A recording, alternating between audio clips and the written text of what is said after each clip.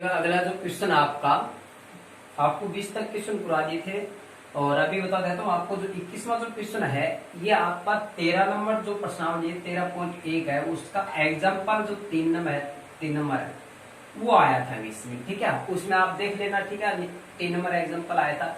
इसी के जस्ट बाद में क्वेश्चन नंबर 22 था। जो 22वां प्रश्न था वो 14वीं प्रश्नावली से 14.1 से जो परिगत वर्त है उसमें आपको एक 60 डिग्री दे रखी है, 2 भुजा दे रखी है। उसमें क्या करना, आपको 2 भुजाओं का समद्विभाजन करते हुए सबसे पहले एक त्रिभुज बनाना होता है। त्रिभुज बनाने के बाद में 2 भुजाओं का समद्विभाजन करना होता है। ठीक है, और जहाँ पे समद्विभाजन होता है, समद्विभाजन होने के बाद ये जो बिंदु होता है इस बिंदु को केंद्र बिंदु मानकर क्या खींचा जाता है, एक वर्त की रचना की जाती है। इसको बोला जाता है बच्चों परिगत वर्त, इसको बोला जाता है। इस प्रकार का एक प्रश्न आपको आया था रचना का 3 नंबर का क्वेश्चन। ठीक है, इसके बाद में बात करते हैं 23 नंबर जो क्वेश्चन है वो है आपकी जो 15वीं जो प्रश्नावली है त्रिज्याखंड वर्तखंड वाले उससे संबंधित प्रश्न था। तो देखिएगा अगला क्वेश्चन आपको हल कर। तो देखिए अगला जो क्वेश्चन 23 नंबर क्वेश्चन है वो वर्तखंड से संबंधित। आपको प्रश्न पढ़ना है, पेपर से देख लेना आप। प्रश्न ये दे रखी कि एक वर्त की त्रिज्या 21 सेंटीमीटर है और एक जीवा के द्वारा केंद्र पे 90 डिग्री का कोण बनाया जाता है। केंद्र पे 90 डिग्री का कोण बनाया जाता है तो लघु वर्तखंड का क्षेत्रफल ज्ञात कीजिए। अब कई बच्चे संशय में रहते हैं, डाउट में रहते हैं कि त्रिज्याखंड क्या होता है, वर्तखंड क्या होता है। अभी बता देता हूँ कि त्रिज्याखंड, कई बच्चे सोचते हैं कि जो त्रिज्याखंड होता है उसी को वर्तखंड बोलते होंगे। ऐसा नहीं, वर्तखंड अलग होता है बच्चों, त्रिज्याखंड क्या होता है, अलग होता है। जो त्रिज्याखंड बनता है वो त्रिज्या से बनता है, जबकि वर्तखंड का जो बनता है उसमें एक जीवा का होना जरूरी होता है। किसका होना जरूरी होता है बच्चों, जीवा का होना जरूरी होता है। तो देखो त्रिज्याखंड की जो आकृति बनती है ऐसी बनती है, देखिए 2 त्रिज्या होगी तो ये जो क्षेत्र कहलाता है वो क्या कहलाता है, त्रिज्याखंड कहलाता है। और ये भी क्षेत्र क्या कहलाता है, त्रिज्याखंड। तो ये तो होता है आपका दीर्घ त्रिज्याखंड और ये होता है लघु त्रिज्याखंड। समझ गए। अब बात करते हैं कि वर्तखंड क्या होता है, वर्तखंड क्या होता है। अब देखिए वर्तखंड की बात करते हैं तो इसमें क्या होता है कि इसमें एक जीवा मिला दी जाती है, इन दोनों सिरों को मिला दिया जाता है। तो ये जो नीचे वाला जो हिस्सा दिख रहा है आपको, जो चांद का जो आधा सा टुकड़ा दिख रहा है ना आपके चांद का, ये जो आकृति होती है ये किसकी होती है, ये आकृति होती है वर्तखंड। किसकी होती है, ये वर्त का टुकड़ा है क्योंकि ये जीवा से बना हुआ है। और बाकी जो हिस्सा बच गया है इसको छोड़ दो, और बाकी जो हिस्सा बच गया ऊपर वाला ये भी क्या है आपका त्रिज्याखंड, ये भी क्या आपका वर्तखंड है। ये तो है आपका लघु। लघु का मतलब होता है लघु, देखो लघु 2 कुटीर हो गया, लघु 2 जो होते हैं छोटे और बड़े, समझे मेरी बात। तो लघु का मतलब होता है छोटा और दीर्घ का मतलब होता है बड़ा। तो ये तो हो गया आपका दीर्घ वर्तखंड और ये हो गया आपका छोटा यानी लघु वर्तखंड हो गया। तो आपको इस लघु वर्तखंड का क्षेत्रफल निकालना है। लघु वर्तखंड का क्षेत्रफल आपको याद होना चाहिए। सबसे पहले त्रिज्याखंड का सूत्र आपको याद होना चाहिए, समझे मेरी बात को। आपको निकालना है लघु वर्तखंड का क्षेत्रफल, लघु वर्तखंड का क्षेत्रफल। देखिएगा ये वर्त होता है, इस त्रिज्या को मिला दिया गया और एक जीवा मिला दी। ठीक है, ओ बिंदु ले लो और ये ए बी, ए बी इसकी क्या होगी, जीवा होगी। ओ ए और ओ बी क्या होगी, इसकी त्रिज्या होगी। त्रिज्या की लंबाई आपको 21 सेंटीमीटर दे रखे और केंद्र पे कोण बना रहा है वो 90 डिग्री का कोण बना रहा है। कितने डिग्री बना रहा है, 90 डिग्री का कोण बना रहा है। तो नीचे जो हिस्सा बच गया ये है लघु वर्तखंड। क्या है, लघु वर्तखंड। इसका आपको क्षेत्रफल निकालना है। तो देखो लघु वर्तखंड का क्षेत्रफल का सूत्र होता है त्रिज्याखंड का, देखो पाई आर स्क्वायर थीटा अपॉन 360। त्रिज्याखंड का सभी को याद होगा। अब इसमें क्या करना था, एक चीज और बटा दो, a/2 are square sine theta. समझे मेरी बात को, a/2 are square sine theta ये होता है लघु वर्तखंड का क्षेत्रफल। लघु का ये होता है और दीर्घ का भी ये होता है। थीटा यहाँ पे चेंज हो जाता है। ठीक है, अभी देखिए लघु वर्तखंड का क्षेत्रफल निकालना अपने को। पाई का मान कितना होगा, 22/7, 22/7 होगा। समझ गए। आर स्क्वायर, आर का मान आपके पास कितना 21 सेंटीमीटर, 21 2 बार लिखना है, आर स्क्वायर है ना, तो 21 × 21 हो गया। और थीटा आपके पास कितना 90 डिग्री, समझ गए। अपॉन में 360 डिग्री होगा। क्लियर। इधर देखिएगा 1/2 हो गया, आर स्क्वायर बोले तो ये 21 × 21 हो गया और इंटू में साइन 90 डिग्री हो गया। क्या हो गया, साइन 90 डिग्री। अभी देखिएगा यहाँ से 0 से 0 कट जाएगा, 9 से 1 कट जाएगा। ठीक है, 9 से 36 कटेगा, 9 से 36 कटेगा, कितने बार कटेगा, 4 बार, यानी कि हो गया 4। आपके पास देखो 7 से कट रहे, 7 या 21 कट रहे ना, और देखो ये 4 है यानी ऊपर 22 बचा, 3 बचा, 21 बचा, ठीक है। इसको अगर आप काटना चाहो तो काट दो, 2 से कट रहे हैं आराम से, कट रहे ना। और ये 2 से कटेंगे तो देखो आपके पास बचा 11 इंटू 3 बच गया, और इंटू में क्या बच गया 21 से 10 गया, समझ गए। अपोन में 2 बन जाएगा। इधर से 2 से कुछ कटने वाला नहीं है, यदि आपको मान रखना है इसका, किसका रखना, साइन 90 डिग्री का। साइन 90 डिग्री का मान होता है वो 1 होता है, क्या होता है, 1 होता है, समझ गए। आप देखो 21 को 21 से गुणा कर दो 441 होगी, कितना होंगे 441, और इनको गुणा कर दो 11 को 3 से गुणा करोगे 33 आ जाएगा, और 33 को किससे गुणा कर दो 21 से गुणा कर दो, ये हो जाएगा 693 हो जाएगा। कितना हो जाएगा 693, और बटा में 2 हो जाएगा। इधर देखो 421 और बटा में क्या हो जाएगा 2 हो जाएगा, ठीक है। अब अपने को हल करना है, नीचे एलसीएम इसका 2 आ जाएगा, तो नीचे वाली संख्या एक जैसी होती है तो एलसीएम वही आता है, इसका एलसीएम क्या आ जाएगा तो 2 आ जाएगा, कितना आ जाएगा, तो ऊपर वाली संख्या यथावत रख दी जाएगी। 693 में 441 घटा दो, कितना बचा, 3 में से गया 2 बच गया, 9 में से 4 गया 5 बच गया, और 6 में से 4 गए 2 बच गए, समझ गए क्या। इसमें किसका वा लगा, तो आप 2 का वा लगा दो, इसमें 2 का वा लगाओगे तो इसका आंसर क्या आएगा, देखो 2 एकम 2 हो गया, 2 दूनी 4 हो गए, समझ गए। 5 में 4 गए, 1 बच गया, क्या होता है 2 का 9, 12 हो गए, 12 में 2 का वा लगा दो 6, ये हो गया 126 से। अभी सेंटीमीटर में ना, तो इस सेंटीमीटर वर्ग सेंटीमीटर में उत्तर आ जाएगा इसका, क्या जाएगा वर्ग सेंटीमीटर में इसका आंसर आ जाएगा। जिस बच्चे का मान 126 वर्ग सेंटीमीटर है उस बच्चे को 3 नंबर फुल मिलने वाले हैं, ठीक है बच्चों, एकदम चलिएगा। अगला जो क्वेश्चन है 24 नंबर क्वेश्चन है, ठीक है, बहुत अच्छा क्वेश्चन है। 16 प्रश्नावली से पृष्ठीय क्षेत्रफल आयतन वाले, ठीक है। उसमें आपको पता है किस किस वस्तुओं का अध्ययन करते हैं, जैसे घन है, घनाभ है, बेलन है, शंकु है, और आपका एक गोला है, ठीक है। इस पे आधारित ये प्रश्न आते हैं। आपको देखो इस तरह जो प्रश्न आता है कि एक वस्तु को पिघला करके या फिर उसको तोड़ फोड़ के या उसको पीट करके अगर दूसरी वस्तु बनाई जाती है तो वहां पे क्या पूछा जाता है, या उसकी दूसरी क्या आपको त्रिज्या पूछेगा, या फिर उसकी हाइट पूछेगा, या फिर उसकी संख्या पूछेगा। तो इसमें एक चीज को पिघला करके दूसरी वस्तु बनाई गई है, यानी ये कह रहा है कि आर, यानी जो गोला है, गोले में क्या होता है कि आर का ही होना जरूरी है, यानी गोले में आपको आर की आवश्यकता, त्रिज्या की आवश्यकता पड़ती है, जबकि बेलन में आपको किसकी आवश्यकता पड़ती है, आर और एच, समझ गए मेरी बात हो। ये बेसिकली चीजें होती है जिसका आपको ज्ञान होना चाहिए कि बेलन में किसी का क्षेत्रफल निकालना, आयतन निकालना, तो फिर किसकी चीज की आवश्यकता पड़ती है, आर और एच की चीज, ठीक है, जबकि गोले में बस एक आर की आवश्यकता होती है, ठीक है। तो अभी अपने को क्या दे रखा है कि एक 9 सेंटीमीटर का 9 सेंटीमीटर त्रिज्या का एक गोला है, 9 सेंटीमीटर त्रिज्या का एक गोला है 9 सेंटीमीटर त्रिज्या का एक गोला, जिसको पिघला करके क्या बनाया गया है, एक बेलन बनाया गया है। तो वही बात है जिस तरह तुलने वाली बात है, तुलना कांटा होता है ना, जिस तरह से ये 5 kg का बाट है और इधर आपने को क्या चाहिए 5 kg चीनी चाहिए, उसका एवरेज क्या रहेगा, सेम रहेगा ना। मतलब 5 kg का जो बाट है वो क्या कर रहा है, 5 kg बाट है वो क्या 5 kg चीनी को तोड़ के दे रहा है, दोनों का वेट क्या होगा बराबर हो गया, आयतन हो गया, क्या होगा उसका आयतन, समझ गए। तो इधर क्या रहेगा इसका, दोनों का आयतन क्या रहेगा बराबर। तो ऐसी स्थिति में अगर एक वस्तु पिघलाते हैं दूसरी वस्तु बनाई जाती है तो दोनों का आयतन बराबर रखना पड़ता है। तो अपने जो चीज दे रखी है वो लिख लो, देखो दे रखे कि गोले की त्रिज्या, क्या दे रखी, गोले की त्रिज्या, गोले की त्रिज्या आपको 9 सेंटीमीटर रखी है, ठीक है। बेलन की क्या दे रखी है आपको, देखो बेलन की त्रिज्या, बेलन की त्रिज्या देखिए आपको 3 सेंटीमीटर, ये त्रिज्या रही, और वो इसकी ऊंचाई है, बेलन की ऊंचाई कितनी है 6 सेंटीमीटर, समझ गए। आपने को क्या करना है कि गोले से पिघला कर क्या बनाना, आपको बेलन बनाना है, तो दोनों का आयतन निकाल दो। पूछ रहा है कि इस गोले को पिघला करके कितने सेंटीमीटर त्रिज्या और इतने सेंटीमीटर की हाइट के कितने बेलन बनाए जा सकते। तो बेलन की संख्या क्या मान लो, n मान लो, क्या मान लो, ठीक है, माना बेलन की संख्या x मान लो, तो दोनों का आयतन क्या कर दो बराबर, तो गोले का आयतन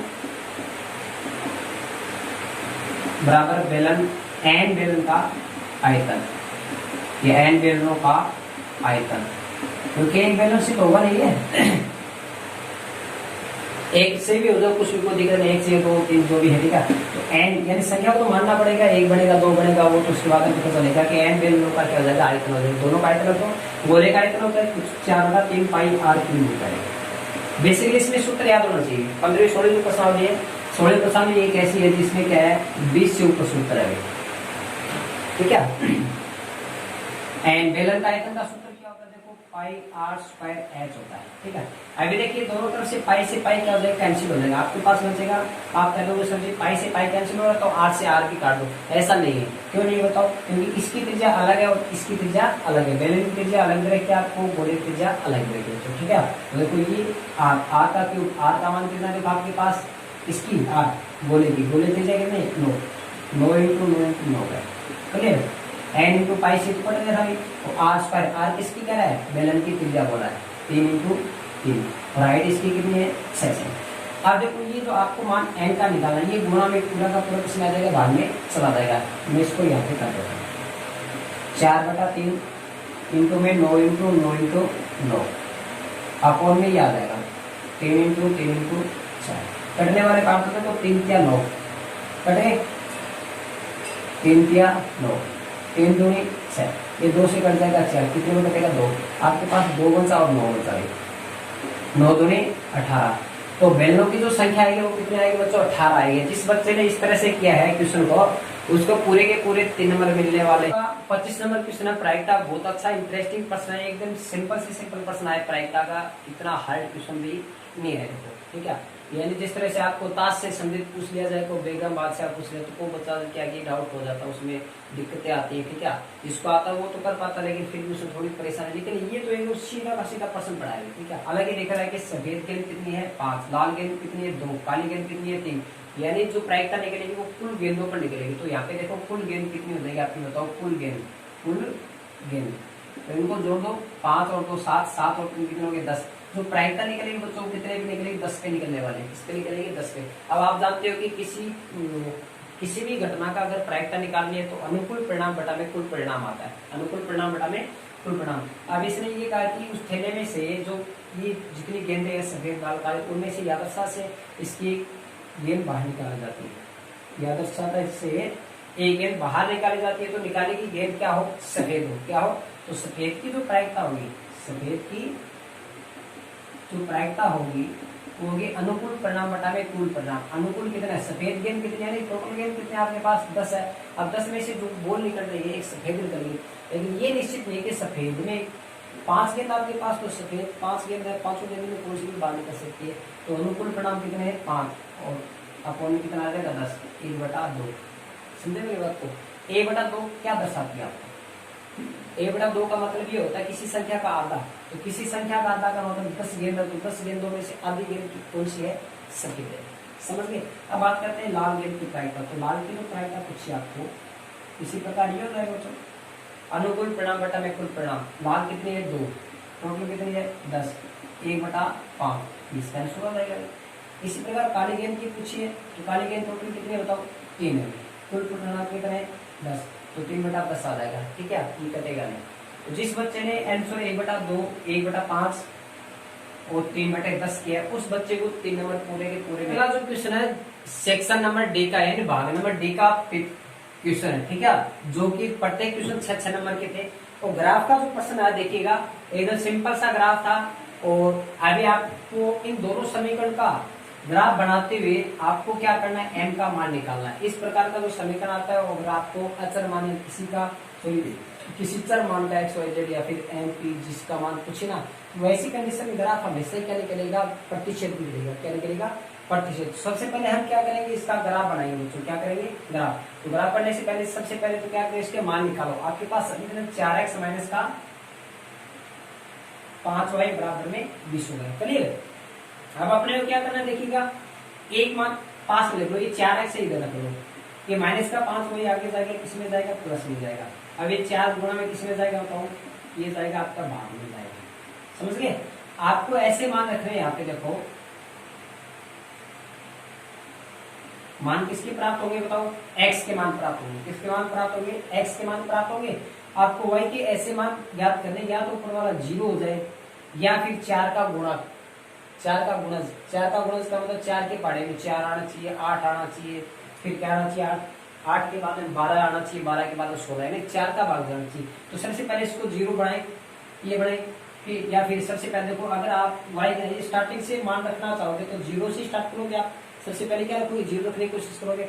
लेकिन सबसे पहले अब आपको यहाँ पे नहीं लिखना है, ठीक है। एक बार अगर माइंड में सोच रहा, देखो अगर आप y के मान 0 रखते हो तो 5 को 0 से गुणा करोगे तो 0 हो गया, तो 20 में 0 जोड़ोगे तो 20 हो गई, 20 में 4 का भाग जा रहा है, आराम से जा रहा है, तो इसका मतलब y का मान क्या रखोगे 0। तो जैसे 0 कोई तो 0 गया, तो 20 और 0 कितना, 20, 20 में 4 का भाग तो कितना आ जाएगा, x का मान 5 आ जाएगा, ठीक है। इसकी मैं थ्योरी नहीं दिख रहा बच्चों, ठीक है, इसकी थ्योरी नहीं लिखा, डायरेक्ट ऐसे कर दूंगे, y बराबर 0 रखोगे तो x का मान कितना आ गया, 5 आ गया, ठीक है। हाँ, ये जो y बराबर 0 दिया और x का मान कितना प्राप्त हो गया, आपको 5 आ गया। अब अपने को क्या करना है, इसको पूरे को 0 करना है। ये 0 तब आएगा जब 20 में से 20 जाए, 20 में से 20 जाए, तो मतलब 5 को 4 से गुणा करोगे तभी तो 20 हो गए, लेकिन है किसका, ये प्लस का, इसका मतलब आपको y का मान किसका रखना पड़ेगा, माइनस का 4, और जैसे y का मान माइनस का 4 तो ये हो गया माइनस का 20, और 20 में से 20 गए 0, तो 0 में 4 का भाग हो तो क्या जाएगा, 0 आ जाएगा, ठीक है। ये 1 नंबर समीकरण के मान आ गए, ठीक है। अब इसके बाद में बात करता हूँ 2 नंबर समीकरण आपके पास है, 3x प्लस का 5y बराबर में कितना है, 15 है, ठीक है।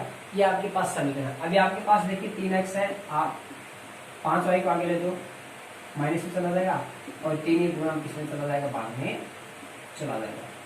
इसके 2 मान निकालो बस आप,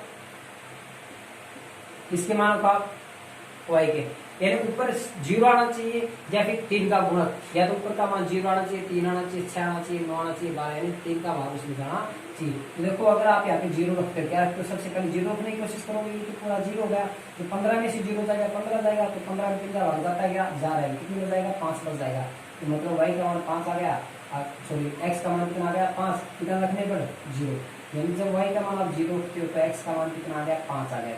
अब दूसरा मान रखते हैं हम, ठीक है। अगर हम ऊपर वाले क्या कहते हैं, पूरा का पूरा के पूरा 0 बना दे, क्या बना दे, पूरा का पूरा 0, देखो ये 15 है और ये 5 वाली है, तो 15 में से 15 आ जाएगा तभी तो 0 बनेगा, तो y का मान आप क्या कर दो 3, तो देखो जैसे आप 3 रखोगे, 5 क्या कितना हो गया, 15 हो गए, और 15 में से 15 गया 0, और 0 में 3 का भाग लगाओगे 0, यानी y का मान आप क्या रखोगे बच्चों, अभी 3 रखोगे, जब 3 रखोगे तो पूरा 0 हो जाएगा, 0 में 3 का भाग क्या आ जाएगा, 0 आ जाएगा, समझ गए। आगे देखो मैं इसको थोड़ा क्लीन कर देता हूँ, बस आपको मान ले रहा हूँ, ठीक है, ये आपके मान ले रहा हूँ, इसको ग्राफ बनाना है इसकी, ठीक है। ये 2 मान निकाल देते हैं, ये यहाँ पे रख देता हूँ, 5 0 और 0 माइनस 4, क्लियर। अब इसका ग्राफ बनाते हैं, हो गया, x x y x, यानी x प्लस के हो गए, ये y, x माइनस के ये y प्लस के y माइनस के, 1 2 3 4 5 6, समझ गए क्या। और ये जो मान है x के माइनस के, -1 -2 -3 -4 -5, और ये प्लस का रख दिया 1 2 3 4 5, ठीक है। ये x ये y का जो है माइनस का है, किसका है, माइनस का, ठीक है, -1 -2 -3 ऐसे, ठीक है, सभी के मान रखते हैं। अब इस मान को रखना है, यहाँ पे मूल बिंदु 0 होते भी, यहाँ पे क्या क्या होता है, मूल बिंदु 0 होता है आपका, ठीक है। तो सबसे पहले इस समीकरण के मान रखते हैं, देखो x का मान कितना बताओ, 5 है, और है किसका, प्लस का, ये रहा x का प्लस का 5, और y का मान कितना 0, यानी 0 इसी के पास चला जाएगा, यहाँ से नहीं देगा, तो इसके मान आ जाएंगे 5 0। इसके बाद देखो x का मान 0 और y का मान किसका, माइनस का 4, तो x तो देखो 0 ये पर इस रेखा भी रहना भी, इस रेखा पे रहना है, और y का जो मान है वो कितना है, माइनस का 4, ये y प्लस के ये y माइनस के, देखो 1 2 3 4, ये यहाँ पे आ जाएगा, तो मान कैसे रखोगे, 0 -4, कभी ये मत कर देना -4 0 मत कर देना, क्योंकि पहले x का रखा जाएगा, फिर किसका रखा जाएगा, y का रखा जाएगा। और दूसरा समीकरण था x का 5 है, मान ऐसे रखने खड़े, 5 0, x का 5 है ये रहा, तो 5 0 तो पहले है, ये उभयनिष्ठ है, पहले से रखा हुआ है, ठीक है। अभी देखिए x का मान 0 और y का मान कितना 3, y प्लस का ये रहा और x 0 ये रहा, ठीक है। तो देखो 0 3, तो पहला जो समीकरण था ये था आपका, ठीक है। स्ट्रेट लाइन निकालोगे ना स्केल से तो सीधी लाइन जाएगी, और दूसरी रेखा ये होगी आपकी, समझ गए।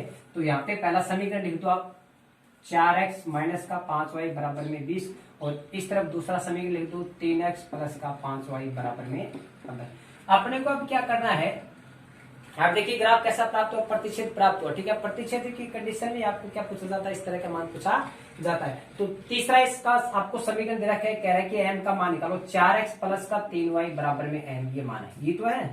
ठीक है, तो अब यहाँ पे एक्स वाई का मान रखिए कौन सा, आपको ये जो मान दे रहा है कि इनमें से नहीं देखना, अभी इसमें तो बहुत सारे हो गए एक्स वाई के, तो बहुत सारे 4 मान है, लेकिन वो मान कॉमन देखना है जो दोनों में सेम है, या फिर वो मान देखना जहां पे ग्राफ कटता है। ग्राफ कहां पे, कौन से बिंदु पे कट रहा है, 5 0 पे कट रहा है। किस पे कट रहा है बच्चों, 5 0 पे कट रहा है। तो ये जो 5 0 है ये मान यहाँ पे रखे जाएंगे, तो x का 5 रखा जाएगा और y का कितना रखा जाएगा, 0 रखा जाएगा। तो देखो इस समीकरण रख दो, 4 और x गुणा में है ना, तो x का मान कितना हो गया, 5 हो गया, और प्लस में 3y, 3 और y का मान आपके पास कितना, 0, और बराबर में m हो जाएगा। 5 चौक 20 हो गया, और 3 को 0 से गुणा करोगे 0 हो गया, तो m का मान कितना आ गया बताओ, 20 आ गया। जिस बच्चे का मान इस तरह से निकाला, इस ग्राफ को इस तरह से हल किया, उस बच्चे को पूरे के पूरे 6 नंबर मिलने वाले हैं, समझ। तो अभी देखिए अगला 27 नंबर क्वेश्चन ट्रिग्नोमेट्री का। ठीक है, ये एक प्रश्न, ये एक अथवा में वो आपको इसके बाद में कराता हूँ, देखिएगा। आपको एलएचएस लेके चलना है, 1 माइनस साइन ए, 1 प्लस साइन ए। आपको क्या करना है, इसका जो विपरीत हर वाली जो संख्या होती है इसके अपोजिट निशान से गुणा करना। आपको रूट वाला इस प्रकार किसी प्रकार का प्रश्न आपको मिलता हो, नीचे वाली जो संख्या होती है उसका अपोजिट निशान लेकर के आपको गुणा करना, या फिर ये कर लो, ऊपर जो संख्या होती है उसी संख्या से क्या कर दो, असम घात से गुणा कर दो। यानी ऊपर संख्या आपके पास क्या है, 1 माइनस साइन ए, ठीक है, का असम हर को गुणा करने पर, ये गुणा होगा तो इसके रूट के अंदर ही होगा, इसको ब्रैकेट के अंदर लगा दो, क्लियर।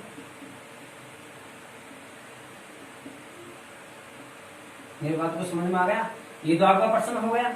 और इस संख्या से क्या करना है, अंश और हर को, अंश से भी होगा हर से भी गुणा होगा। देखो आप x को x से गुणा करते हैं तो क्या आता है, x स्क्वायर, सेम संख्या और सेम संख्या से गुणा करो स्क्वायर हो जाएगा। तो 1 माइनस साइन ए, 1 माइनस साइन ए, ये क्या हो जाएगा, साइन ए का होल स्क्वायर करना है। कई बच्चे क्या करते थे, यहाँ पे स्क्वायर लगा देते, ऐसा नहीं होगा, ये क्या होगा, स्क्वायर होल स्क्वायर होगा, इसका क्या होगा, होल स्क्वायर। यहाँ पे एक सूत्र लगता है a plus b, a minus b, क्या बन जाएगा, a का स्क्वायर माइनस साइन का स्क्वायर, यानी सूत्र होता है ना, a square minus b square is equal to होता है a plus b, a minus b होता है। अगर प्रश्न इस तरह का दे रखा है तो आप इस तरह से हल कर सकते हो, अगर इस तरह से प्रश्न दे रखे तो आप इसको इस तरह से लिखे सकते हो। ठीक है, तो इस तरह से दे रखा है, आपको इस तरह से लिख सकते हो, a का स्क्वायर बोले, a का स्क्वायर, b का स्क्वायर बोलो, साइन का स्क्वायर हो गया।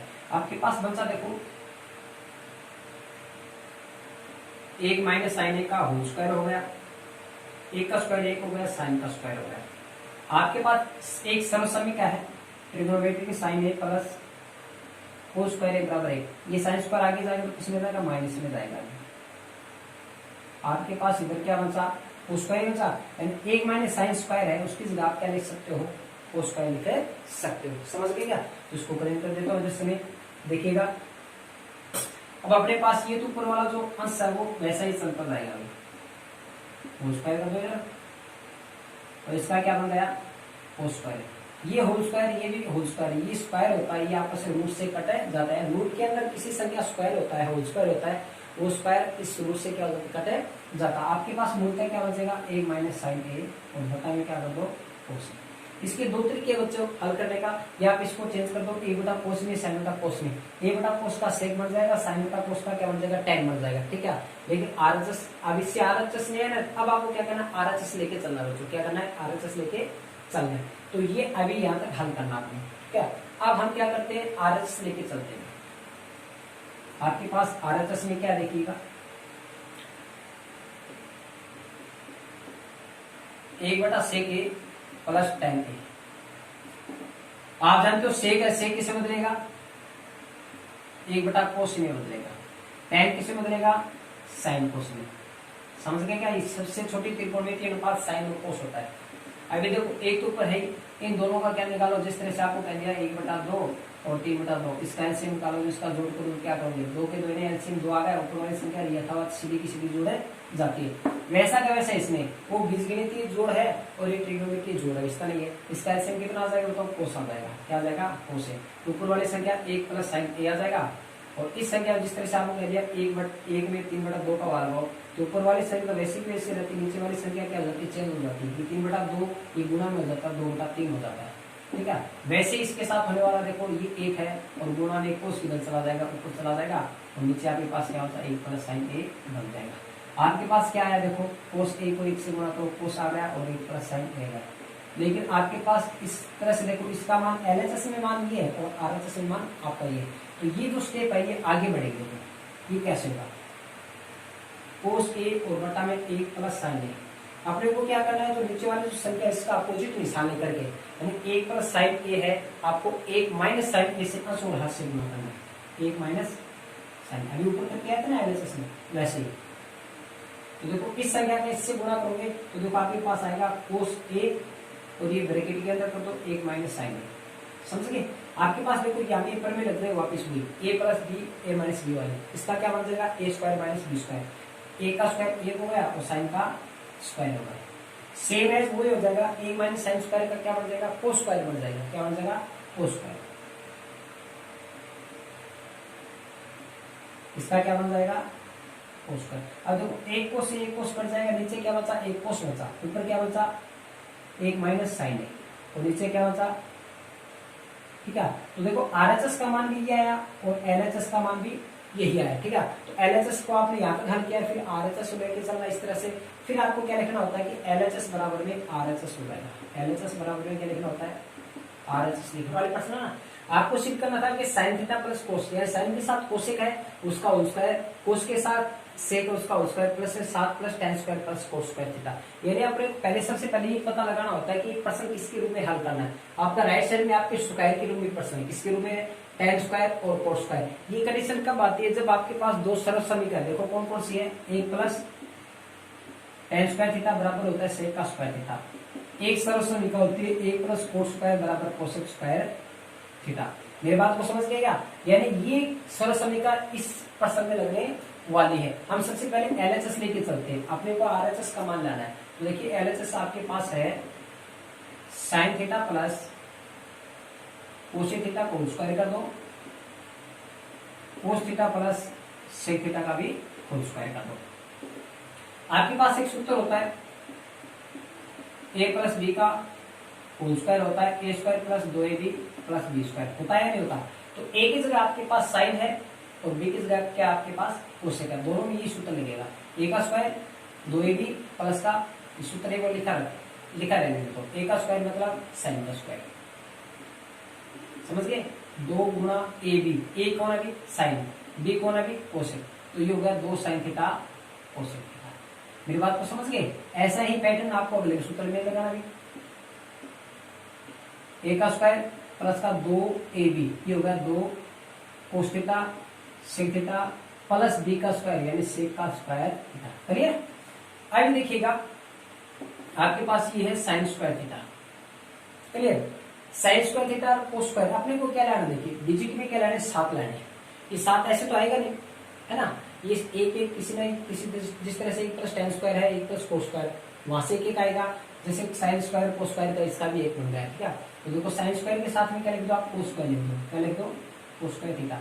अभी यहाँ से देखिए दो जो साइन है, साइन का साइन आ गया, लेकिन जो कोसेक होता है, कोसेक किसमें बदल जाएगा, 1/sin में बदल जाएगा, किसमें बदल जाएगा, 1/sin थीटा। चलिए ये कोस स्क्वायर पहले लिख दिया। इसी प्रकार यहाँ से देखिएगा सेक है, किसमें बदलेगा, कोस थीटा में, और सेक का square theta cos square theta, इसका बन जाएगा 1 बन जाएगा। क्या बन जाएगा, 1। ये सरल समीकरण होती है, ये आपको रीजन लिखना होता है, sine square cos square theta equal to क्या होता है 1। ये इसका कारण लिख दो। ठीक है, इसका 1 बन गया, इधर देखो साइन से साइन कट जाएगा, कोस से कोस कट जाएगा। आपके पास इसका तो बन गया 1, आपके पास इधर बचा 2 1 कम 2 बच गया, इधर भी क्या बच गया, 2 1 कम 2 बच गया। समझ गए क्या? आपके पास बचा ये सेक का स्क्वायर बच गया और 1 बच गया आपके पास कोसेक का स्क्वायर बच गया। ठीक है, यहाँ पे आपके पास क्या है, कोसेक स्क्वायर थीटा, ये कोसेक स्क्वायर थीटा यहाँ पे आ जाएगा और प्लस में 1 आ जाएगा आपके पास सेक का स्क्वायर थीटा। आपके पास दो फॉर्मूले होते हैं, 1 + tan² थीटा बराबर होता है सेक का स्क्वायर थीटा, और 1 होता है cos स्क्वायर थीटा बराबर होता है कोसेक स्क्वायर थीटा। आप इन सूत्रों को देखना है। देखो ये जो सेक का स्क्वायर है इसकी जगह क्या लिखा जाएगा, 1 प्लस tan स्क्वायर, क्योंकि राइट साइड में आपको क्या चाहिए, तो tan स्क्वायर चाहिए और एक क्या चाहिए आपको कोट का स्क्वायर चाहिए। तो इस सेक की जगह तो क्या रख दो आप 1 प्लस tan स्क्वायर और कोसेक स्क्वायर की जगह क्या रख दो आप 1 प्लस कोस स्क्वायर। अब इनको देखो 1 प्लस 2 प्लस 2 प्लस इस कोसेक स्क्वायर की जगह क्या रखा जाएगा, 1 प्लस कोस स्क्वायर रखा जाएगा। ठीक है, 1 प्लस कोस स्क्वायर थीटा और इस सेक का स्क्वायर क्या बन जाएगा, 1 प्लस tan स्क्वायर बन जाएगा। अब डिजिट जितने दिखाई दे रहे हैं आपको इसको जोड़ना है भी, 1 और 2 कितने होंगे 3, 3 और 2 कितने होंगे 5 और 1 6 हो गए, 6 और 1 कितने होंगे 7 हो गए। आपके पास क्या बचा, एक तो बचा tan स्क्वायर थीटा और एक क्या बचा आपके पास कोस स्क्वायर थीटा। ये आपका बराबर में RHS हो जाएगा। ये चीज आपको लानी थी। ठीक है, यानी LHS आपको लेके चलना है और RHS में आपको ये मान लाना। ठीक है, ये 3 नंबर का आपका क्वेश्चन है। ठीक है, जो अथवा का जो प्रश्न है। ठीक है, अब इस प्रश्न को आपको हल करना है। ये दे रखी कोस की घात 4 और साइन की घात 4 थीटा। ठीक है, और 1 minus cos square theta sine square theta, ये आपको RHS में सिद्ध करना है। यानी LHS आपके पास है सबसे पहले। ठीक है, इसमें LHS लेके चलना अपने को। क्लियर। अब बात बता देता हूँ कि ट्रिग्नोमेट्री का क्वेश्चन देख करके बच्चे घबरा जाते हैं कि उनको ये नहीं पता, कि उनके मन में ये रहता है कि हम सवाल करें भी तो करें कैसे और कैसे स्टार्ट करना है। बेसिकली आपको बता देता हूँ इसके बारे में नॉलेज ये होना चाहिए, इसका बेसिकली ज्ञान होना चाहिए। दूसरी बात ये होना चाहिए कि अपने जिसमें जो सूत्र का किस प्रकार प्रयोग करें इसमें, और इसको हल कैसे करना है, और इसमें किस किस सूत्र का या किस सर्वसम्य का कैसे प्रयोग होने वाला, ये आपको ध्यान होना चाहिए। अगर आपको यहाँ से देखो ये करोगे सारणी का मान याद करोगे, साइन 30 डिग्री का कोस 45 डिग्री का, वो तो काम यहाँ पे होने वाला नहीं, क्योंकि यहाँ पे थीटा है। थीटा का यहाँ पे डिग्री के रूप में कौन नहीं दे रखा। ठीक है, यानी डिग्री के रूप में प्रयोग नहीं है प्रश्न है, यानी आपको प्रूफ करना है इसमें। ठीक है, डिग्री का कोई लेना देना नहीं, ये जो प्रश्न है आपकी 7वीं प्रश्नावली का सिद्ध करने वाली है। ठीक है, तो जो सर्वसमिका होती है बच्चों उन्हीं का याद रखना है। इसमें जो सर्वसमिका 3-4 प्रकार की, तो बीजगणितीय, ट्रिग्नोमेट्री, 2-3 तो ट्रिग्नोमेट्री ये वाली है। एक तो साइन स्क्वायर कोस स्क्वायर वाली, एक है 1 प्लस tan स्क्वायर वाली, और एक है 1 प्लस कोस स्क्वायर वाली। मेरी बात को समझ गए। ये ट्रिग्नोमेट्री की सर्वसमिका त्रिकोणमितीय। ठीक है, इसके बाद में बीजगणितीय थी। एक तो है a प्लस बी का स्क्वायर कर दो, a स्क्वायर प्लस का 2ab और प्लस का b स्क्वायर। दूसरी इसकी है a माइनस का b whole square, a square minus का 2ab प्लस का b स्क्वायर। देखो ये दोनों के दोनों सूत्र सेम है। ये प्लस का यहाँ पे प्लस, यहाँ पे माइनस हो जाता है, इतना ही फर्क है बस।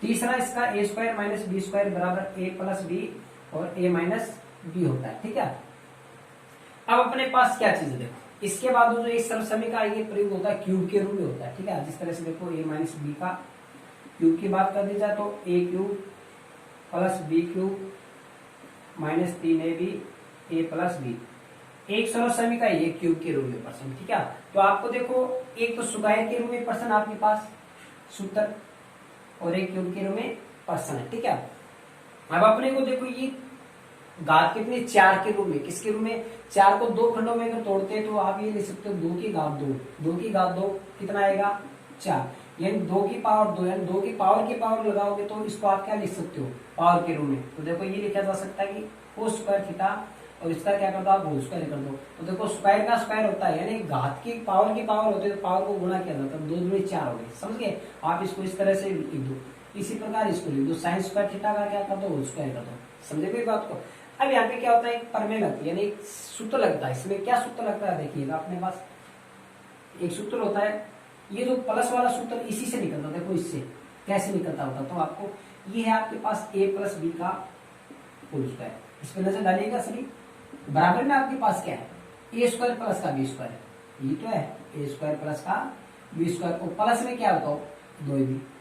तो पूरा का पूरा ये सूत्र है प्लस में, पूरा का पूरा सूत्र प्लस में, तो आप a स्क्वायर बी स्क्वायर पहले लिख दो, ये बाद में तो कोई दिक्कत है नहीं। ठीक है, तो अपने पास जो प्रश्न है a स्क्वायर बी स्क्वायर, ये जो इस प्रश्न का नजर डालो आप, इस प्रश्न पे a का स्क्वायर, यानी a का जो है मान है वो a की जगह क्या है कोस स्क्वायर, इस कोस स्क्वायर को a माना जाएगा। इसी प्रकार इस b को क्या माना जाएगा साइन स्क्वायर माना जाएगा। क्या माना जाएगा b को क्या माना जाएगा साइन स्क्वायर, फिर इसका क्या स्क्वायर, तो स्क्वायर अपने स्थान पे हो गया, और b की जगह क्या जाएगा साइन स्क्वायर, और a की जगह क्या जाएगा कोस का स्क्वायर। समझे मेरी बात को। अगर इस प्रश्न को इस तरह से हल किया जाए, अपने पास प्रश्न इस प्रकार का आ गया तो अपने पास मान क्या निकलेगा, ये जो प्लस और किसमें आ जाएगा, इधर माइनस में आ जाएगा। क्या आ जाएगा, माइनस में आ जाएगा। यानी ये जो सूत्र है आपके पास, ये जो प्रश्न है, ये इस प्रकार का तो प्रश्न बन गया, ए का स्क्वायर है बी का स्क्वायर, तो प्रश्न ये किस तरह से हल हो जाएगा, इस तरह से हल हो जाएगा। यानी ये सूत्र इसमें लगने वाला, समझे मेरी बात को। एकदम सिंपल सा था, और छोटा सा 2 ही लाइन में कंप्लीट होने वाला आपके सामने। देखिए 2 ही लाइन में कंप्लीट होने वाला, अभी आपके सामने दिखा रहा हूं करके दिखा रहा हूं, आप देखिएगा। तो अभी सूत्र बताया था आपको ए प्लस बी का होल स्क्वायर, तो ये हो गया आपका ए कोस स्क्वायर थीटा प्लस, और ये हो गया बी,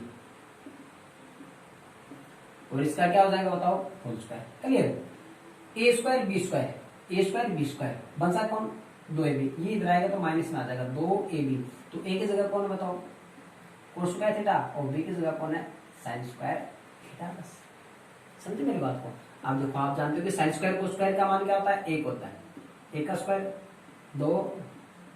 लगता है कि हम आंसर के पास पहुंच चुके हैं, आंसर निकाल दिया है। अब देखो राइट साइड में क्या चाहिए, ये तो सही था, 1 का स्क्वायर 1 हो गया, और 2 कोस स्क्वायर थीटा और साइन स्क्वायर थीटा। अब ये सवाल था, समझ गया। अब कई बच्चा का जी हो बहुत गलती कर दी, बस 3 लाइन को प्रश्न हो गए, करे हमारा तो ठीक रहा। अब बात वो है कि अगर आपको आता तो करते नहीं, अगर मत आप कोशिश करते इसको, इसमें टर्म्स लगाते, इसकी कंडीशन लगाते, इसके सूत्र लगाने की कोशिश करते, आराम से एक प्रश्न हो जाता। बस 3 ही लाइन का प्रश्न देखो, बराबर में क्या हो गया, RHS। इसमें किसका प्रयोग है, sine square plus cos square theta बराबर है, ये कारण लिख दो, और एक इधर कारण लिखना। आप लोग अपने कौन सा कारण लिखना है, ए स्क्वायर बी स्क्वायर वाला। मेरी बात को समझ गए, तो क्या लिखोगे आप, ए स्क्वायर बी स्क्वायर बराबर ए प्लस बी का होल स्क्वायर माइनस का 2b। ये सूत्र लगाना था, बस ये कारण लगाना था आपको। इसे इतना ही तो था, ज्यादा बड़ा थोड़ी ना था। इसका जो अगला जो प्रश्न इसका इसी का 2 नंबर, कोट ए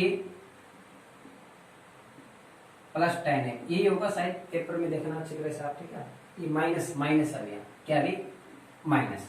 क्लियर, अब आगे हल करना था आपको 2 कोस स्क्वायर ए माइनस 1, और बटा में आपको हल करना था साइन ए कोस ए, साइन ए कोस ए। अब देखने का, ये इस प्रकार के जो प्रश्न होते हैं ट्रिग्नोमेट्री के, आपको सिद्ध करने होते हैं। आपको सबसे पहले बता दिया था, सबसे छोटा त्रिकोणमितीय अनुपात होता है वो होता है साइन और कोस। क्या होता है, साइन और कोस। अपने को ये देखना है कि राइट साइड में किसके रूप में आंसर है इसका, किसके रूप में, साइन और कोस के रूप में, पूरा का पूरा किसमें, साइन और कोस है। जबकि लेफ्ट साइड में आपके पास कोट और टैन है, कोट और टैन। तो एक कोट और टैन ये चेंज होने वाला, आपको बता दिया। कोट किसमें बदलेगा, कोस बटा साइन में, और टैन बदलेगा साइन बटा कोस में, ठीक है। तो अपने को LHS लेके चलना बच्चों, कोट ए माइनस टैन है, तो कोट होता है, यानी कोट चेंज हो जाएगा साइन कोस में। कैसे, कोस ए साइन है, ये सबसे छोटी त्रिकोणमितीय अनुपात ये होते हैं, इनमें चेंज कर दिया। और टैन होता है साइन ए बटा कोस ए। हो गया। अब इसके बाद इसको हल करते, देखो इन दोनों का एलसीएम क्या आएगा, साइन ए कोस ए, साइन का बाल लगाओ क्या बचेगा, कोस, कोस को गुणा करो कोस से, कोस स्क्वायर ए, कोस का बाल लगाओ क्या बचा, साइन, साइन को साइन से गुणा करो, साइन स्क्वायर ए। अब देखिएगा, नजर डालिएगा, राइट साइड में आप कौन वाला है, जो हिस्सा तो आ गया। क्लियर, अब अपने पास है कोस स्क्वायर माइनस का साइन स्क्वायर, अपने पास 1 आ गया है, क्या है, लेकिन कोस स्क्वायर कितना आपके पास 2, कितने भी 2। यहाँ पे ऊपर में लगने वाले हैं, सर्वसम्मिका कौन से लगने वाली है बच्चों, देखो sine square theta plus cos square theta is equal to क्या होता है, 1 होता है।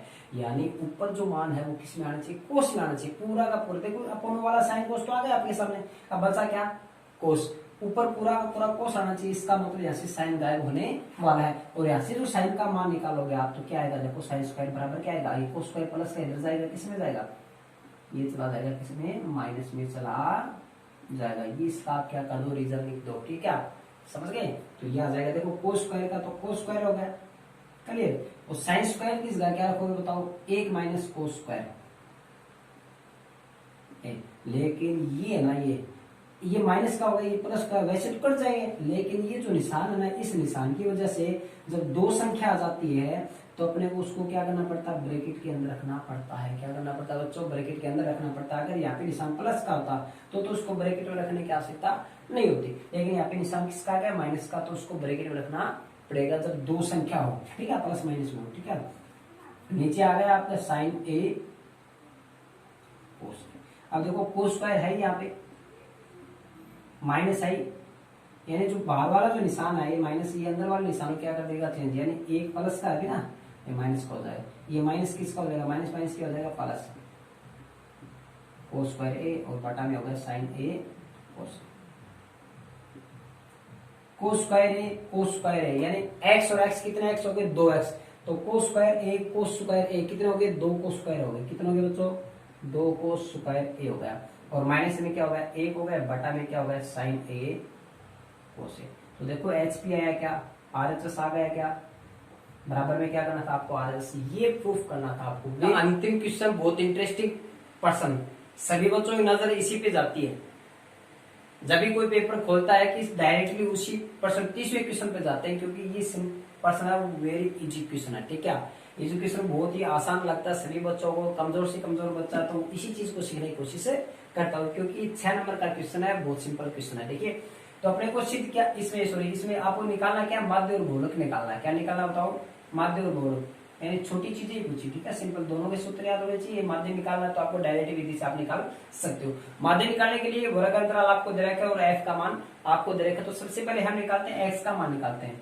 x का मान आपको बताया था कैसे निकाला जाता है, देखिए इन दोनों को जोड़ दो, 10 और 0 कितना हो गए, 10 हो गए, ठीक है, और 10 का आधा कितना हो गया, 5 हो गए, ठीक है। या फिर ये देख लो इन दोनों का मध्य मान क्या आएगा, 5 आएगा, कितना आएगा, 5, ठीक है। तो देखो ये सभी में अंतर कितने कितने का, डिफरेंस कितने का, 10 का, 10 जोड़ते जो 5 और 10 15 हो गए, 15 10 25 हो गए, 25 10 35 हो गए, 35 और 10 कितने हो गए, 45 हो गए, ठीक है। अब अपने को क्या करना है कि अपने पास सूत्र होता है, देखो x बार बराबर यानी समांतर माध्य का सूत्र होता है sigma F I x I, sigma F I, ये आपके पास सूत्र होता है। अपने को क्या करना है कि तो 12 मानों के f के मान का योगफल, यानी सिग्मा दर्शाता है योगफल, किसी संख्या का योगफल को दर्शाता है सिग्मा, ठीक है। तो अपने पास देखो किसका योगफल करना है आपको, एक तो योगफल करना है f का, तो जोड़ लो इनको, 10 और 6 कितना हो गए, 16 और एक बार इसमें 10 ले लो, 16 और 10 कितना हो गए, 26 और 4 कितना हो गए, 30, 7 और 3 10 10 हो गए, 40 हो गए बच्चों, कितना हो गए। अपना अपना ट्रिक होता है, अपना जो जोड़ना चाहते हो तो इसका योगफल कर लेना, आप 40 ही मिलेगा, इसका योगफल कितना आएगा, 40 आएगा। तो आपको एक ध्यान होते ना कि कई बच्चे क्या कर देते हैं कि x का मान निकाल लेते हैं, फिर x का योगफल कर देते हैं। तो आपको x का योगफल नहीं करना, योगफल किसका करना है, f का करना है, किसका, f का। अब अपने को f और x का गुणा चाहिए, क्या चाहिए, ये f का और x का क्या कर दो आप, गुणा कर दोगे, क्लियर, गुणा कर दो 6 5 30 हो गए, 15 और 10 से गुणा करोगे 150 हो गए, और देखो 25 एक बार 3 को एक बार भूल जाओ, 25 को 10 से गुणा कर तो 250 हो गए, और 25 या 75 एक हो गए, 250 और 75 कितने हो गए, 325 हो गए बच्चों, कितने हो गए, 325। एक बार इसको 5 को भूल जाओ, सीधा गुणा करना सिखा रहा हूं आपको, 5 को भूल जाए एक बार 30 मान लो, तो 7 × 21 210 हो गए, और 7 5 35, सीधा जोड़ दो इसमें बस, 5 और 200 कितने हो गए, 45, यानी 245 हो गए। समझ गए मेरी बात को, समझ गए क्या। अब देखो 4 से गुणा करना है, 45 का 5 भूल जाओ, एक बार 4 ले लो, 4 का मतलब 40 हो गया, तो 4 चौक 16 160 हो गए, और 5 चौक 20 ही हो गए, 160 और 20 कितने हो गए, 180 हो गए। अब इनको जोड़ दोगे, क्या जुड़ेगा, देखो 5 और 5 कितने हो गए, 10 हो गए, सिग्मा एफ आई एक्स आई, 5 और 5 10 हो गए ना, असल एक हो गया, 3 और 5 8, 8 और 2 10, 10 और 4 कितने हो गए, 14 हो गए, 14 और 8 कितने हो गए, 22 हो गए, 14 और 8 कितने हो गए, 22, और एक असल लगी थी 23, असल कितना लगा 2, 1 और 2 कितने हो गए, 3 और 3 6 हो गए, 6 और 1 7 हो गए, 7 और 2 कितने हो गए बच्चों, 9 हो गए, यानी 930 आ गया, कितना आ गया, 930, योगफल कितना आ गया, 930, और इसका मान है एफ आई का 40। देखो 40 में 0 से 0 कट जाएगा, आपके पास 93 बचेगा, 4 बचेगा, 4 का बल लगाओ, 4 दूनी 8 हो गए, 4 दूनी 8, 2 बचला गया ना भाग, 4 दूनी 8, पीछे बचा 1, 3 उतार लो, 13 हो गए, 13 में 4 का बल लगाओ, 4 3 12 हो गए, पीछे बचा 1, फिर आगे संख्या है नहीं उतारने के लिए पॉइंट लगा दो, 1 के बाद 0 लगा लो, 10 हो गए, 10 में 2 4 का भाग दो तो 4 दूनी 8 हो गए, फिर कितने बचे 2, फिर 0 उतार लो, 4 5 20, यानी इसका जो मान आएगा 23.25 आएगा। जिस बच्चे का मान 23.25 आया है मध्य का, उस बच्चे को इसमें 3 नंबर मिलने वाला है, उसको 3 नंबर गेम्स बच जाएगी, ठीक है। और बच गया 3 नंबर का क्या बहुलक बच गया बच्चों। इसका मतलब ये नहीं कि आप माध्य करो या बहुलक करो, दोनों में एक करोगे तो ये नहीं कि इसमें आपको 6 नंबर मिलेगा। ये 6 नंबर का जो क्वेश्चन है वो 3 नंबर का माध्य है, 3 नंबर का क्या है बच्चों बहुलक है, ठीक है। अब आप इसको क्या करना है, बहुलक निकालना, क्या निकालना है बहुलक। अब देखो बहुलक में कुछ भी नहीं करना, इसको मिटा देता हूँ, जैसा प्रश्न दे रखा उसको ऐसे लिखना है, समझ गए क्या, कुछ भी नहीं करना होता है। सूत्र बताया था 10 102, 10 102, इससे पहले क्या लगा दो 2, यहाँ पे F, यहाँ पे F, यहाँ पे F, यहाँ पे F, यहाँ पे F, और सभी F के मध्य क्या लगा दो, माइनस का निशान है लगा दो। इधर L, क्योंकि ये लेफ्ट साइड होगी, और इधर हो जाएगा H, लेफ्ट हैंड, समझ गए क्या, ये आपका सूत्र हो गया। तो अपने बारंबार तय बहुलक निकालना, क्या निकालना बच्चों, बहुलक निकालना। तो बहुलक में देखो आपको बता दें कि 5 मान चाहिए, आपको कितने मान चाहिए, 5, 3 तो F के मान चाहिए, एक तो F0, F1, F2। देखो सबसे बड़ा मान F में सबसे बड़ा मान कौन है, 13 है, तो इसके ये तो मान हो गया आपका 1, इससे ऊपर वो क्या हो गया 0, इसके बाद में वो क्या हो गया, समझ गए। तो सबसे बड़ा क्या होता है, मालिक का सब करना है, ऊपर की तरफ करते रहे, इसका मतलब हुआ 1, तो सबसे बड़ा कौन है 1, तो वो F1 का हो जाएगा। उसके ऊपर क्या देखो, उसके ऊपर 1 से पहले क्या था 0 आता ना, तो ये हो गया F0, 1 के बाद क्या आता 2 आता है, ये हो गया F2, ठीक है। इसका ट्रिक है निकालने का, ठीक है। तो आपको डायरेक्टली क्या करना है, अलग लिखना है, इसको कैसे लिखना है, इसके सामने F1 F2 को नहीं लिखना। तो F1 तो हो गया आपका, सबसे पहले 0 लिख, F0 लिख लो 10, F1 हो गया 13 है, और F2 हो गया आपके 7। L का मान कौन से लेना है, जो सबसे बड़ा मान था F का, उसके सामने लेके चलो, वर्ग अंतराल कितना है 20 और 30, तो L का मान हो जाएगा आपका 20, L का मान कितना हो जाएगा 20, और बच गया H होता है इन दोनों संख्या के बीच में अंतर, कितने का अंतर बताओ 10। अब इस प्रश्न को हल करते हैं, इसको बहुलक निकालना है, ठीक है, क्या निकाले इसका बहुलक। तो L कितना बताओ, इसका 20 हो गया, प्लस में F1 माइनस F0, F1 कितना है बताओ 13, F0 कितना है 10। कभी भी देख लेना, ये जो मान होगा इससे हमेशा छोटा मिलेगा। अगर आपका ये मान इससे बड़ा आ गया तो इसका मतलब आपने F का मान क्या निकाल लिया है, गलत निकाल लिया है। अब देखिए नीचे 2 गुणा F1 है, 2 और F1 गुणा में, तो 2 गुणा यहाँ पे F1 F0, तो यहाँ पे 13 है, तो यहाँ पे 13 है, यहाँ पे 10, तो यहाँ पे 10, बच गया कौन F2 का मान कितना बताओ 7, इंटू में 10 हो जाएगा, क्लियर। 13 में से 10 गए 3 बच गए, 13 में से 10 गए 3। आप देखो 13 दूनी, यानी इसमें ये नहीं कटेगा, पहले सबसे पहले क्या होगा गुना होगा, 13 दूनी 26 हो गए, और हमेशा याद रखना ये दोनों जुड़ेंगे, माइनस के 10 माइनस के 7 माइनस के 17 हो गए। अब इसको हल कर लो, 26 में से 17 घटा दो, कितने बच गए 6 3 9, यानी 9 बच गए।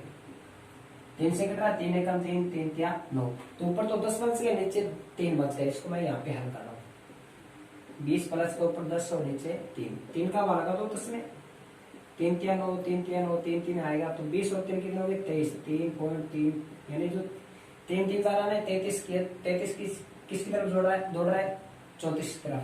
ये जो 3 3 आएगा, इसके बाद में अगर एक संख्या की पुनरावृत्ति होती है तो उसका जो अगला जो डिजिट होता है उसको वो लिख दिया जाता है, तो ये लिखा जाता है 23.34 लगभग। जिस बच्चे ने इस तरह से प्रश्न किया है बहुलक का, उसको भी 3 नंबर मिलेगा पूरे के पूरे। तो ये 6 नंबर का क्वेश्चन था, 3 नंबर का माध्य था और 3 नंबर का बहुलक था, ठीक है। तो आपको खुशी होगी बच्चों, आप अपने आपके सामने मैंने रिजल्ट आपका तैयार कर दिया है, इस तरह से आप मिला लेना इसको, आपने क्या किया है और इसमें कौन सी चीज आपको मिस्टेक लग रही है कि हमने आपने जो किया है और मैंने आपको बताया है उसमें जो मिलान हो रहा है या नहीं हो रहा। थोड़ा मोटा अगर गलत हो भी जाए थोड़े बच्चे का कोई दिक्कत नहीं है, जैसे 5 नंबर का प्रश्न आया, 3 नंबर का प्रश्न उसमें 2.5 नंबर आराम से मिल जाए। थोड़ा मोटा अगर गलती चलता आ जाता तो उसे पूरे मिल जाएंगे बच्चों, ठीक है। उम्मीद करता हूँ आपका पेपर बहुत अच्छा गया होगा, और इसी आशा के साथ मैं आप सभी को सबक देखना चाहता हूँ, आपके चेहरे में मुस्कुराहट देखना चाहता हूँ। जुड़े रहिए अपने चैनल में, और अपने चैनल को ज्यादा से ज्यादा लाइक करें, सब्सक्राइब करें और ज्यादा से ज्यादा शेयर करें। और दूसरी बात आपको बता देता हूँ बच्चों की, एक दो दिन के अंदर में हम 10th क्लास की जो मैथ्स और साइंस की क्लासेस स्टार्ट करने वाले बच्चों, ठीक है, जो भी बच्चे जो 10वीं क्लास में अभी प्रवेश हुए या नॉन बोर्ड के जो वगैरह एग्जाम दिए, जो अगली क्लास में करवाने थे ना, अभी जो प्रेजेंट में जो 10th क्लास में अभी है मौजूद, वो बच्चे अपने इस सब्जेक्ट का फायदा उठा सकता है, ठीक है। उसको घर बैठे जो स्कूल खुलने से पहले पहले आपको लगभग थोड़ा मोटा सिलेबस 50% आपको सिलेबस करा दिया जाएगा। तो उम्मीद करता हूँ आप ज्यादा से ज्यादा इस चैनल के माध्यम से आप घर बैठे पढ़ो, क्योंकि अभी तक नोटिफिकेशन और अपडेट जारी नहीं हुआ राज्य सरकार को, केंद्र सरकार का स्कूल खोलने का अभी कोई उचित है, यानी उनका कोई भी मतलब मंशा नहीं है सरकार का कि अभी स्कूल खोले, क्योंकि दिन भर उसके जो कोरोना के जो पॉजिटिव उभरते जा रहे हैं, ठीक है। तो इस चीज को ध्यान में रखते हुए सरकार ने क्या किया है कि 31 जुलाई तक स्कूल को बंद रखने का ऐलान किया है, और 1 अगस्त के बाद में स्कूल खोलने का विचार करेगी या नहीं करेगी, वो 31 जुलाई और 25 जुलाई के मध्य में वो विचार विमर्श करेगी, उसके बाद में स्कूल खोलने का निर्णय लेगी, ठीक है। तो सभी को फिर से धन्यवाद देना चाहता हूँ, सभी को नमस्कार करना चाहता हूँ। एग्जाम तो बच्चों आपने जो एग्जाम दे दिया है, तो आप एक खुश तो हो रहे होंगे कि आप आजादी मिल गई आपको, ठीक है, यानी आप फ्रीडम हो गए हो पेपर से। तो आप ये मत सोचिए हम 10th क्लास से फ्रीडम हो गए। आपको बता देता हूँ कि जो बच्चे 10th क्लास में एग्जाम देने के बाद में एक रास्ता चुनता है, ठीक है। 10th क्लास एक ऐसा माध्यम, ऐसी क्लास होती है कि 10वीं क्लास के बाद में बच्चे को ये निश्चित करना है कि अपने को कौन सा सब्जेक्ट लेना है। ये तो है ना, उससे पहले कोई निश्चित नहीं कर सकता कि वो इस पहले 10वीं क्लास से पहले ही सोचता है कि 10वीं क्लास के बाद में सोचेंगे 10वीं का अपना रिजल्ट क्या आएगा, 10वीं का अपना रिजल्ट कैसा रहता है, 10वीं में हम कौन से सब्जेक्ट के नंबर ज्यादा आते हैं, उसी के हिसाब से हम उनका सब्जेक्ट लेंगे। मैथ में तो मैथ में, साइंस का तो साइंस में, अगर आपका इंग्लिश में तो इंग्लिश का जो सिस्टम है, जो आर्ट में जाना चाहता है आर्ट में, कॉमर्स में जाना चाहता है कॉमर्स में, और साइंस में जाना चाहता हूँ साइंस में, ठीक है। तो 10th क्लास के बाद में जो बच्चा जो कौन से फील्ड में जाना चाहता है, इंजीनियर बनना चाहता है साइंस लेगा, कोई जिस तरह से कोई नेता लोग वगैरह बनना चाहता है ना, जो जैसे सरपंच बनना चाहोगे मैं तो विधायक बनना चाहूँ, एमएलए यानी विधायक, एमपी बनना चाहूँ, तो मुख्यमंत्री, तो वो क्या करेगा, वो तो आर्ट लेगा।